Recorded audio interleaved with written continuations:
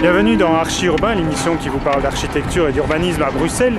Aujourd'hui, nous sommes ici place Litz et nous allons retrouver Mario Garzanetti qui a fait une maison un peu particulière sur cette place qui sévit depuis plusieurs années. On va essayer de la comprendre.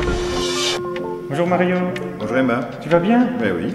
Alors ta maison est fascinante, enfin, en tout cas moi elle me fascine. Est-ce que le public, l'individu de la rue, l'habitant du quartier a adopté ta maison aussi, tu crois, où elle a eu du mal, où ils ont eu du mal? Je crois que c'est peut-être la peine de faire un micro-trottoir.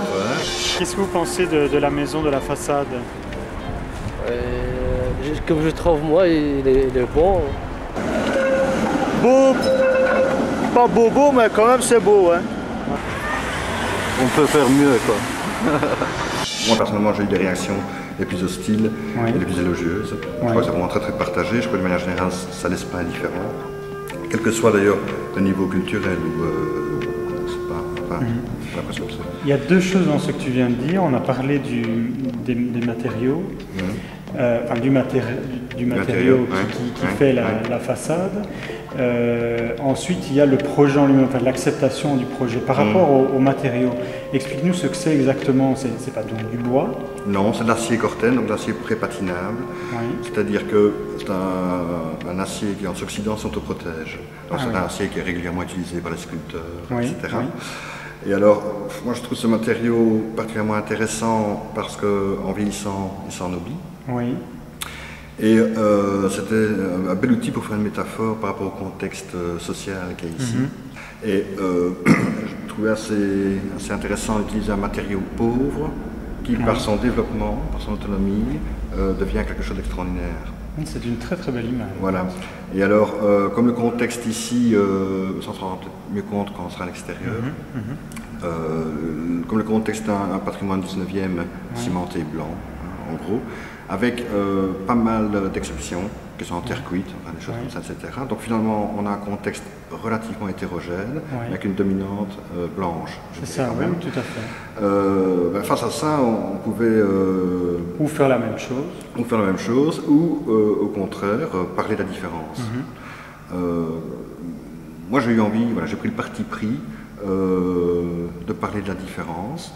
Et donc, le Corten a une chromie qui s'associe à celle de la terre cuite et à celle des exceptions, je dirais, qui sont dans le patrimoine existant, mais avec une légère variante. Ce matériau aussi, il m'intéressait parce qu'il m'a permis de faire les façades, la toiture et les volets. Donc avec un seul matériau, avec un monomatériau, on a résolu tous les aspects de la façade, ce qui me paraissait fort important pour en faire un objet un peu totémique, dans la mesure où la commande ici a deux aspects. C'est-à-dire que d'une part, il s'agit vraiment de faire des logements donc pour des personnes quand même en difficulté. C'est ça. Donc mais on est ici, excuse-moi, on est ici en fait dans un logement social. Oui, donc c'est un double logement, enfin il y a deux logements sociaux et... c'est deux duplex. Deux duplex et un commerce au rez-de-chaussée. Mais le maître de l'ouvrage avait une double demande au départ. C'est donc effectivement de construire des logements, mais aussi de faire un objet qui exprime à toute la population la volonté politique de redynamiser Schaerbeek. Donc il montrer que le pouvoir politique veut reconstruire la ville. Par ailleurs aussi, c'était une friche. C'était un trou. C'était un trou situé donc à un angle, etc. Donc c'est une parcelle extrêmement difficile. Donc on pouvait pas espérer qu'un privé un jour reprenne cette parcelle. C'est pour ça que cette politique, à un moment donné, doit agir dans un lieu. Mais c'est vrai que quand on passe ici, qu'on voit tous les volets fermés, etc., moi j'ai toujours l'impression en fait qu'il y a juste un mur, qu'il n'y a rien derrière. Je suis ravi en fait de découvrir l'intérieur de cette maison, ce duplex, parce que c'est vraiment ça, on découvre en fait un monde derrière ce mur, et c'est ça qui est un peu fascinant. En fait, ça me fait plaisir ce que tu me dis, parce que une autre métaphore en fait, que j'ai pensé quand j'ai voulu faire ce projet, c'est vrai que dans la rue on voit énormément de dames voilées. Et c'est un peu une dame voilée, pour moi, le bâtiment. C'est-à-dire que c'est moucharabié, tous ces volets en moucharabié. qui laisse néanmoins passer la lumière, oui, très bien, permettre des vues mais sans qu'on puisse voir à l'intérieur. Et je dirais aussi que cette paroi à l'extérieur très agressive, très défensive par rapport à cette coquille toute blanche à l'intérieur, voilà, donc ça parle effectivement de ça. Oui.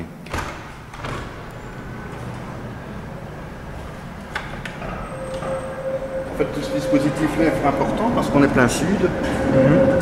Donc le soleil est assez agressif. Bon, il y en a, aujourd'hui il n'y en a pas.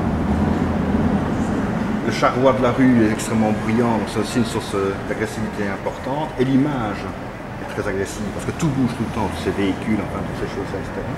Donc cet ensemble de contraintes a fait qu'on s'est dit, bah, tiens, on pourrait peut-être, outre aussi la métaphore dont j'ai parlé tantôt, du charabia, des femmes voilées, on a pensé que ça peut être intéressant d'avoir ce système un peu défensif, mais aussi de tampon entre l'extérieur et l'intérieur. Et alors, ce tonnage rouge cadmium est en fait un petit hommage à Donald Judd, qui a beaucoup utilisé l'acier prépatinable dans ses boîtes contemporaines.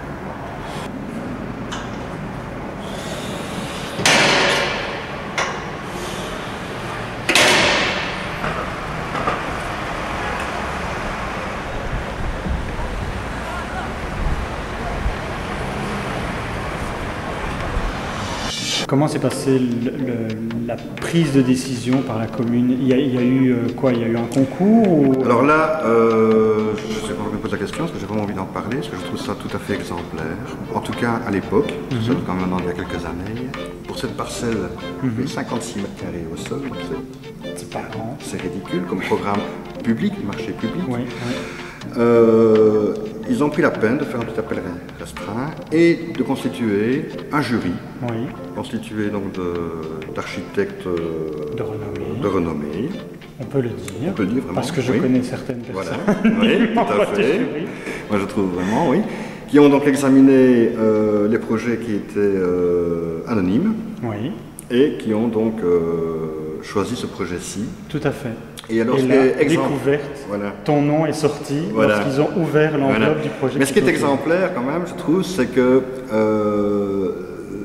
les fonctionnaires et les politiques se sont extraits du vote.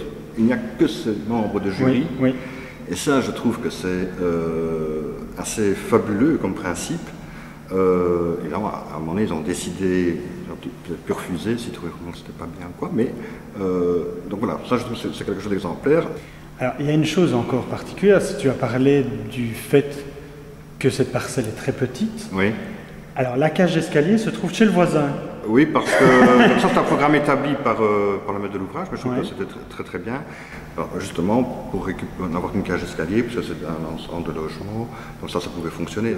Ce cimentage préexistait à la construction, c'est le mur d'origine mitoyen. Au rez-de-chaussée, il y a même certains graffitis qu'on a conservés. Donc l'esprit, c'est vraiment de montrer qu'on est venu mettre une boîte qui s'est intercalée dans ce parcellaire urbain, avec un certain respect de ce qui existe, une distance de respect. Et donc on est dans la maison, on sort presque dans la rue en empruntant un cage d'escalier et on rentre à la maison pour aller à l'étage. Ce que je remarque, c'est que, surtout en Wallonie, parce que je connais mieux la Wallonie que la région bruxelloise, je remarque que les critères d'évaluation urbanistique sont des critères formels. Et l'idée qu'on se fait de la tradition, c'est de prolonger, de continuer les symptômes, les effets visibles du passé.